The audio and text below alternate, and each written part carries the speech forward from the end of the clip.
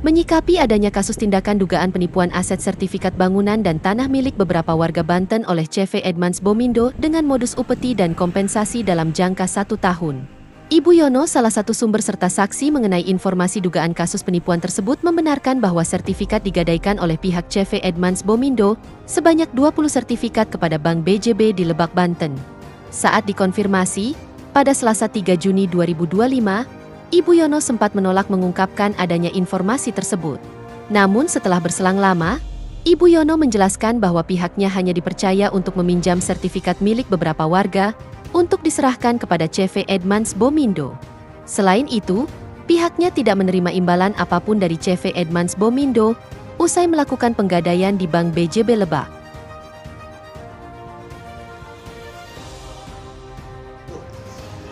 Izin Bu, itu masalah sertifikat seperti apa Bu? Yang kan udah saya sampaikan Pak, jangan panjang lebar secara kemarin, saya pusing. Enggak, masalah sertifikat itu ya, informasinya yang kami himpun itu, Ibu Yono kan tahu semua itu. Itu ada berapa sertifikat yang dipakai sama CV Edmans Bomindo Bu? Saya kalau tahu semua enggak sih Pak, sesuai dengan data Bapak aja. Ya sudah nggak bisa bohong. Itu berapa Pak? Berapa Bu?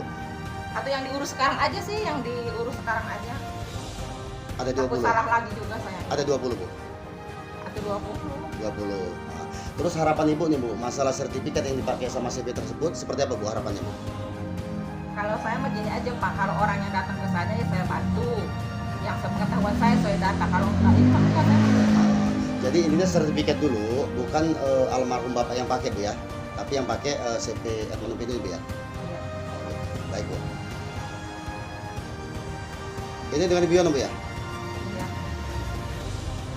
Sebelumnya, menurut keterangan AR, salah satu pemilik sertifikat menerangkan, penipuan aset tersebut terjadi sejak 2014 lalu dengan iming-iming akan diberikan kompensasi sebesar Rp1.500.000 selama 1 tahun per sertifikat.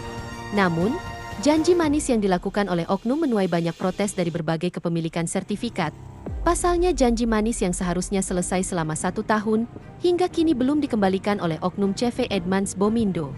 Mengutip pada laman Undang-Undang Nomor 1 Tahun 2023 tentang Kitab Undang-Undang Hukum Pidana juga mencantumkan konsekuensi hukum terkait penggelapan sertifikat tanah. Pasal 486 menyatakan bahwa setiap orang yang secara melawan hukum memiliki barang milik orang lain yang ada dalam kekuasaannya bukan karena tindak pidana, dapat dipidana karena penggelapan dengan hukuman penjara paling lama 4 tahun atau denda maksimal kategori 4, yaitu Rp200 juta.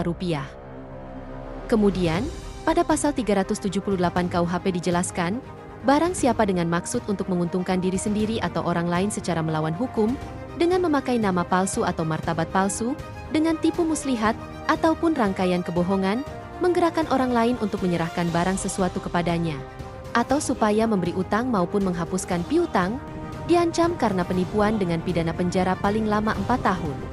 Selain itu, pada pasal 492 UU Januari 2023 berbunyi, setiap orang yang dengan maksud menguntungkan diri sendiri atau orang lain secara melawan hukum dengan memakai nama palsu atau kedudukan palsu, menggunakan tipu muslihat atau rangkaian kata bohong, menggerakkan orang supaya menyerahkan suatu barang, memberi utang, membuat pengakuan utang, atau menghapus piutang, dipidana karena penipuan, dengan pidana penjara paling lama 4 tahun atau pidana denda paling banyak kategori V, yaitu Rp500 juta. Sampai ditayangkan berita ini, pihak Bank BJB serta pihak terkait belum bisa dikonfirmasi lebih lanjut. Dari Kabupaten Lebak, Heriadi mengabarkan.